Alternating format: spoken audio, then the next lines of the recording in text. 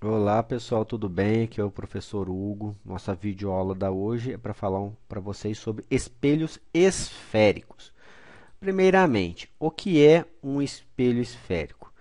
Vejam só, o espelho esférico nada mais é que se eu pegar uma bola, uma esfera de vidro e cortar um pedaço dela, o que eu vou ter? Eu vou ter dois tipos de espelho. Se eu olhar para ela, se eu olhar por dentro, eu tenho um espelho côncavo, olha só, olhando por dentro. E se eu olhar por fora, eu tenho um espelho convexo. Então, por dentro, se eu olhar uma colher por dentro, do lado que a gente come, ali é côncavo e por fora é convexo. Então, são os dois tipos de espelho.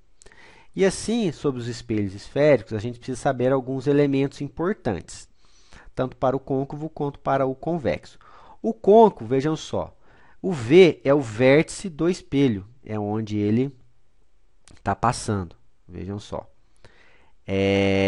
O F é o foco do espelho. O que é o foco? Todos os raios que incidirem paralelos ao espelho vão refletir no foco do espelho. C é o centro de curvatura. Se eu fizesse uma volta inteira com esse espelho côncavo aqui, o centro dela, o meio dela, daria exatamente no centro de curvatura do espelho.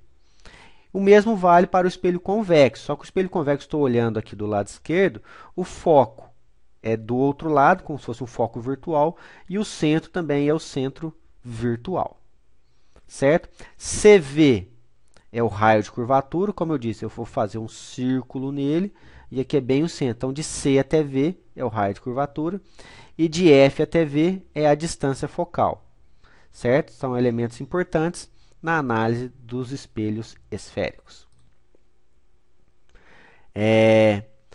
Toda luz refletida paralela com no espelho côncavo, toda essa luz ela vai refletir, vai bater no espelho e vai refletir para o seu foco. Vejam só, os raios paralelos, eles refletem para o seu foco. Tá bom? Importante, essa é uma consideração importante, nós vamos ver daqui a pouco o porquê disso. Aqui estão os raios notáveis, então já adiantei o raio paralelo. Quais são os raios notáveis? O que incide no vértice vai responder à lei da reflexão. O ângulo de incidência é igual ao ângulo de reflexão. Veja só, θ e θ. O raio paralelo, ele incide no foco. Estão vendo aqui. Verificaram, né? Ou seja, toda os raios paralelos são refletidos no foco, ou seja, é um ponto de acumulação de energia, como a gente pode observar aqui. E todo raio que passar pelo foco, ele vai incidir paralelo. Vejam só, passou pelo foco, volta paralelo. Então, são os raios notáveis. Dando continuidade aqui no espelho convexo, é a mesma coisa, só que do outro lado.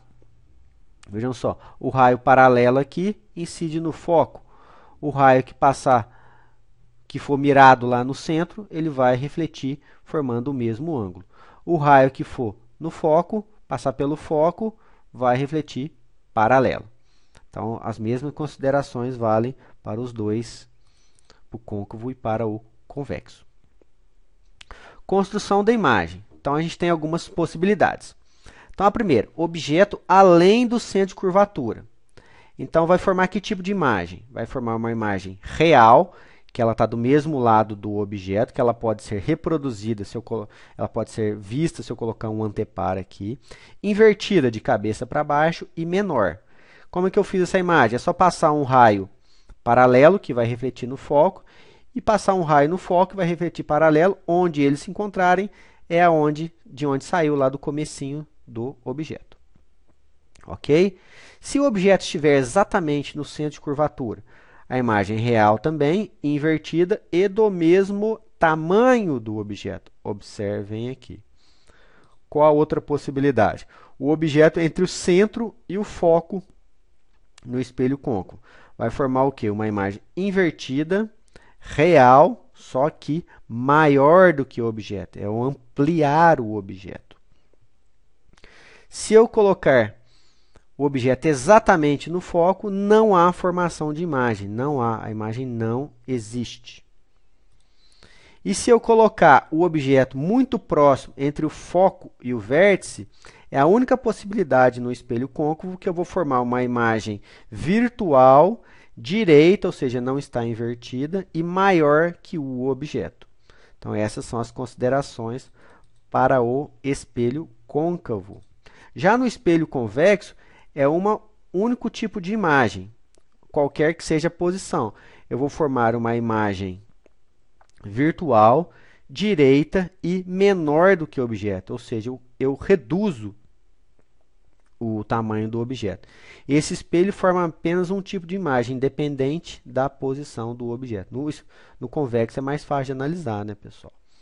Analiticamente, ou seja, se a gente for fazer contas com números, a gente tem que obedecer à equação de Gauss. 1 sobre F é igual a 1 sobre P mais 1 sobre P'. Então, aqui tem até uma musiquinha, né? Não sei se vocês vão dar risada, mas é uma musiquinha para guardar isso aqui. Ou seja, uma fimose é um pintinho mais uma pelinha. Então, guardem assim, equação de Gauss, espelhos esféricos, 1 sobre F, 1 sobre P mais 1 sobre P'. Uma fimose é um pintinho mais uma pelinha, ok? O F, nós vimos, é a distância focal. O P é a distância do espelho até o objeto.